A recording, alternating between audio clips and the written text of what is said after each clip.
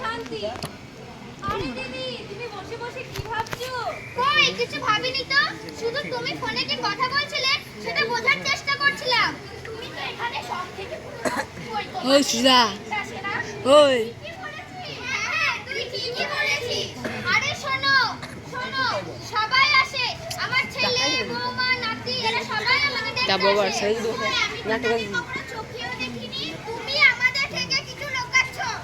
আরে শোনো দিদি, আমার ছেলে বৌমা বিদেশে চাকরি করে আর নাতিটাকে ভালো মানুষ করবে বলে গ্রামে যা ছিল বিচে আমাকে বৃদ্ধাশ্রমে রেখে গেছে।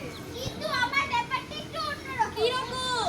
একদিন আমার বৌমা বলল যে এই বুড়িটাকে আর ভাত দেওয়া যাবে না। সে আবার কি? হ্যাঁ গো, তুমি এক্ষুনি বৃদ্ধাশ্রমে রেখে আসো, নইলে আমি বাড়ি ছেড়ে চলে যাব। ও তাই তোমার ছেলে তোমাকে মাঝে মধ্যে দেখতে আসে? আমাদের তো শাশুড়ি ছিল নাকি বলো তো? হ্যাঁ, ঠিকই বলেছিস।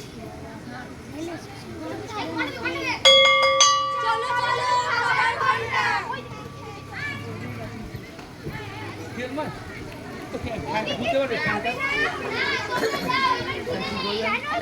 ফ্যানটা খুলে দিন, ফ্যানটা খুব আওয়াজ হচ্ছে, ফ্যানটা খুলে দে, খুলতে পারি, ফ্যানটা খুলতে পারি। সে কার নাম আছে তো ভুল না যায়, ভুল করে না। কি কপাল, আজ 17টা বছর হয়ে গেল দাঁড়া, একটু দাঁড়া। আমি খোকাকে দেখিনি। খোকার মুখটা এখন কেমন ফ্যানটা খুলে যাবে না? ঝাপসা